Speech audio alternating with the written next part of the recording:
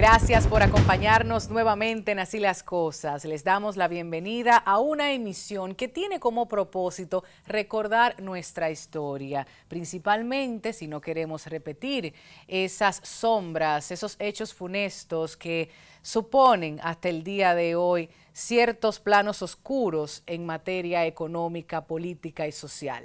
La República Dominicana hace 100 años se vio intervenida por los Estados Unidos. Durante todo este año 2016 se han realizado diferentes conversatorios, actividades públicas, las emisiones de materiales audiovisuales, las ediciones de importantes textos. Pero bien, nosotros aquí en esta hora compartimos las opiniones, las reflexiones de politólogos, sociólogos, historiadores, quienes desde sus perspectivas nos comentan las luces y sombras de la intervención. Estaremos citando nombres de mujeres y hombres. Vamos a conocer en materia económica, política y social que tenemos hasta nuestros días, cuáles libertades fueron restringidas, cuál fue el papel de los medios de comunicación, de los intelectuales, de los campesinos, de toda nuestra gente. Acompáñenos en esta emisión de Así las Cosas.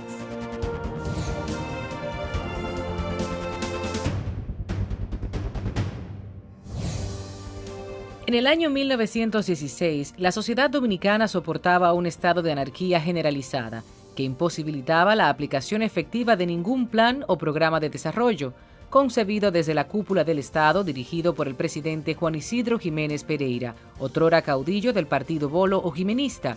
Esto añadido al levantamiento de generales horacistas en el norte. La ocupación militar norteamericana de Haití en 1915 y el aumento del poder de Desiderio Arias, quien siendo secretario de Guerra y Marina, se rebeló contra Jiménez en abril de 1916, hecho que da lugar al desembarco de marinos norteamericanos. Los interventores estadounidenses instauraron en 1917 la Guardia Nacional, organismo de represión cuya finalidad era combatir de manera eficiente cualquier intento de sedición. También se incorporó un moderno sistema de contabilidad pública y otro para el registro de tierras. La necesidad de tener un mayor control militar sobre el país hizo que las autoridades interventoras desarrollaran un plan de construcción de carreteras que comunicara las distintas regiones y que facilitara una real unificación política del país.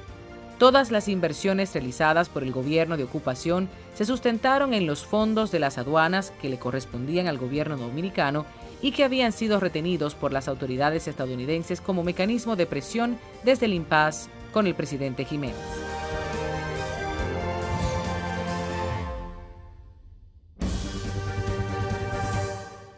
Para nosotros en Así las Cosas es un placer compartir la conversación que sostuvimos con el historiador, educador, sociólogo y director del Archivo General de la Nación, el señor Roberto Casá, a propósito de este tema, quien conversó sobre las limitaciones de las libertades públicas, de la censura de la prensa, de las violaciones a los derechos humanos, de todas las perspectivas negativas en torno a la primera intervención norteamericana de 1916 a propósito de este año cumplirse los 100 años.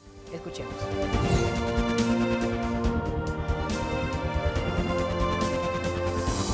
La justificación formal, diplomática, institucional fue que el gobierno dominicano había violado la Convención de 1907 al asumir una deuda de $1.300.000 en 1913 con motivo de la Primera Guerra Civil. Ese, claro, es un motivo baladí y completamente deshonesto porque esta deuda se contrajo con bancos norteamericanos y con la autorización expresa de la Receptoría de Aduanas, según los términos estipulados en la Convención. En realidad, Estados Unidos quería controlar en mucho mayor dimensión el país y lo venía tratando de hacer desde sobre todo 1915 con motivo del estallido de la Primera Guerra Mundial, la rivalidad imperialista con Alemania, y para esto exigió al gobierno de Juan Isidro Jiménez varias medidas en la nota número 14 de diciembre de 1915 y El gobierno de Jiménez rechazó estas combinaciones, como era la designación de un jefe militar norteamericano de todas las tropas dominicanas y de un encargado financiero que iba a controlar el presupuesto de gastos del Estado. Desde ese momento, y en vista de la situación internacional estratégica, entonces, contando con que el gobierno dominicano no iba a acceder a esas exigencias, ya la decisión se había tomado de hacer la intervención y se esperó un momento de disturbios internos, particularmente el que estalló entre el ministro de Guerra del gobierno de Jiménez, general Desiderio Arias, y el presidente. Los Estados Unidos desembarcaron, como es propio de esas intervenciones, para proteger al gobierno legítimamente constituido. Jiménez renunció y de ahí en adelante el país tuvo que enfrascarse en la designación de un presidente provisional sin ningún poder, que rechazó también, que fue el doctor Francisco Enríquez y Carvajal, todas las exigencias de Estados Unidos. De ahí la intervención, que fue en mayo de 1916, se transformó en ocupación militar formal con la instauración de un gobierno militar en noviembre, final de noviembre de ese año. De manera que fue una motivación estratégica, geoestratégica, de control sobre la sociedad dominicana con fines de la geopolítica caribeña, pero además de resolver o rearreglar en función de sus intereses el funcionamiento institucional del país. Y es esa geopolítica estadounidense la que supone los avances y desarrollo económico en República Dominicana. El historiador, sociólogo y educador Roberto Casá nos comenta sobre esos cambios. Los norteamericanos efectivamente hicieron grandes cambios y contaron con una coyuntura favorable para hacerlo. Era el poder del gobierno más poderoso del mundo, con la economía número 1 ya del mundo desde años antes. Y nada, esto fue asumido como una neocolonia y implementaron una serie de cambios en materia de funcionamiento del Estado, servicios, concentración del poder armado en un instrumento teóricamente apolítico que fue la Guardia Nacional Dominicana, de luego ellos con la Infantería de Marina en sí, dirigiéndolo todo. Y yo resumiría todos esos cambios en el sentido de la gestación de un Estado moderno, un Estado que pasó a cumplir lo que los gobiernos dominicanos no habían sido capaces de hacer por la debilidad económica del país, la dispersión de los factores sociales y políticos gravitantes en el poder. En fin, no había sido posible. Los norteamericanos, ¿qué hicieron? Aplicar sus programas ya previamente definidos en países como Puerto Rico, Filipinas y Cuba, acorde con las circunstancias de un país independiente. Y implantaron este esquema moderno de Estado por medio de una dictadura militar, una dictadura extranjera que sometió al pueblo a un estado de opresión generalizado. Fue un parteaguas de subordinación del pueblo a los dictados del poder. Y todo esto se hizo sobre la base de la vulneración de los derechos de la ciudadanía, de los derechos de la nación como colectivo y de múltiples abusos y actos criminales que formaron parte de ese cambio histórico que tuvo continuidad con la implantación de la dictadura de Trujillo. Los norteamericanos no pudieron hacer todo lo que querían, a diferencia de lo que sucedió en Puerto Rico, sobre todo, porque había una conciencia nacional. Es verdad que hubo sectores de los medios dirigentes que se plegaron a los norteamericanos, se escribieron libros, muchos artículos a favor de la ocupación militar condenando a los llamados políticos revolucionarios, pero desde el primer momento una parte considerable, la más consciente y activa del pueblo dominicano, rechazó esta ocupación. Durante los primeros años no pudo haber una resistencia popular organizada masiva porque estaba prohibida, era una dictadura militar impuesta por la democracia ejemplar del mundo en teoría. El director del Archivo General de la Nación nos recuerda los nombres y participación de las juntas nacionalistas. Aquí no eran nada demócratas. Establecieron la censura de prensa, una medida odiosa que impedía cualquier manifestación de disidencia y menos de protesta. Y aún así, la intervención nunca pasó. El gobernador Snowden dijo, el segundo gobernador militar, que tal vez los nietos de los actuales dominicanos, estamos hablando más o menos de nosotros hoy día, de los de más edad, pudieran empezar a pensar en el rescate de la ciudadanía. Tenían un plan estilo Puerto Rico. El pueblo dominicano rechazó eso. Y para esto se movieron diversas instancias, diversos sectores. El mismo presidente Enríquez y Carvajal estableció una comisión nacionalista en el exterior y hizo una campaña muy activa y muy eficiente en contra de la ocupación. Y cuando los norteamericanos vieron en 1920 que la ocupación dejaba más problemas que beneficios a partir de las protestas internacionales y del propio malestar demostrado por el pueblo dominicano, entonces levantaron parcialmente la censura y ahí se abrió campo, un activismo que hizo inviable en el corto plazo la ocupación militar. Los sectores activos del pueblo, sobre todo en las ciudades, se movilizaron y se crearon juntas nacionalistas en todas las ciudades del país. Y estas juntas pasaron a ser coordinadas por la Unión Nacional Dominicana, presidida por el insigne intelectual Emiliano Tejera, y con la presencia de su vicepresidente como el más activo. Ya Tejera era un hombre enfermo y muy viejo, Américo Lugo, que fue el alma de este proceso. Habría mucho que decir, pero yo debo agregar que, además de las juntas nacionalistas de la Unión Nacional Dominicana, se crearon múltiples instrumentos contra la ocupación. Organizaciones de jóvenes, organizaciones de periodistas, de mujeres, en fin, fue una respuesta casi unánime.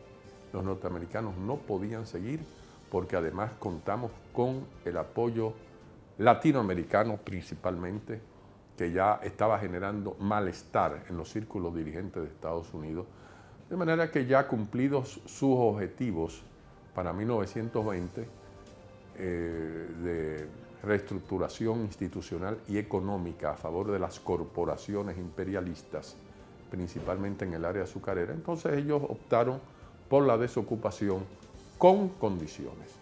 Al inicio las condiciones fueron de tal tipo que hubo un rechazo unánime de todo el mundo a que eso no se podía aceptar, porque implicaba seguir con los viejos instrumentos de la convención. Claro, la convención sí siguió, es Trujillo que la supera, y el jefe de tropas y el jefe financiero. Todo eso se rechazó. Ese fue el llamado Plan Wilson.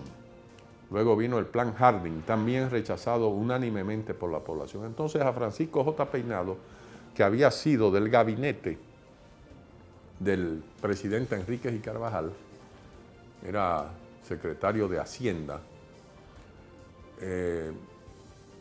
le surgió la idea de un instrumento que tomara en cuenta el punto de vista de los dominicanos. Fue el famoso Plan Peinado, luego también mencionado como Plan Hugh Peinado, y ese sí encontró ya un eco de un sector. Entonces el nacionalismo o la resistencia a la ocupación se fracturó entre quienes optaron por la salida rápida de los norteamericanos al margen de las condiciones. Y eso es lo que sucedió. Se estableció en 1922 un gobierno provisional presidido por Juan Bautista Vicini Burgos, que estuvo designado por una junta de notables, y los acuerdos nacionalistas que habían sido signados por los partidos políticos fueron dejados atrás. El nacionalismo se quedó bastante aislado y dio lugar a que al final el actor del nacionalismo que tanta importancia tuvo en la lucha patriótica, quedara fundamentalmente aislado. El expresidente de la Academia de la Historia Dominicana y miembro de la Asociación de Historiadores de América Latina y el Caribe resume la ocupación norteamericana de 1916 como un capítulo de vulneración y opresión. Fue un acontecimiento funesto para la vida de los dominicanos porque estuvo acompañada de opresión, de violencia, de iniquidades. Esto puede parecer fuerte, estamos un siglo después, pero yo diría que me quedo corto, porque ninguna potencia tiene derecho a vulnerar los derechos de un pueblo, y eso fue lo que sucedió en 1916 en adelante. Pero lo hicieron con mucha violencia. Hay cosas que uno las narra y van a resultar casi inconcebibles, pero es la pura verdad histórica. Las patrullas asesinas en el este, que estaban peleando, tratando de vencer, como a lo largo lo lograron de diversas maneras, la resistencia rural, que es un capítulo muy complejo y poco conocido, desataron una violencia infernal que dejó miles de víctimas de diversas categorías, pero incluso yo diría que varios miles de muertos. Solamente el efecto de una epidemia que hubo dejó varios miles de muertos por culpa de la forma en que trataron la insurgencia por medio de campos de concentración en todas partes. Entonces eso fue algo terrible. Los crímenes pueden resultar casi inconcebibles, pero fueron ciertos. Y hay documentaciones suficientemente categóricas acerca de las exacciones de los ocupantes, de los marines. En los lugares más problemáticos de la insurgencia rural, personajes recordados como un mayor Tad Taylor, alias Tifu, los campesinos le pusieron así Tifu, encerraban a las personas pacíficas, moradores de los lugares, en una casa, incluyendo ancianos y niños, y le pegaban fuego con ellos vivos. Bueno, hoy día se dirá que eso es mentira, pero eso está bien documentado, demostrado con testimonios, muchos de los cuales yo también participé en su recolección durante una investigación larga que yo hice al respecto. De manera que la ocupación lo que trajo fue tristeza, sangre, opresión y un cambio funesto que se concretó bajo el Trujillato en perjuicio de los intereses del pueblo.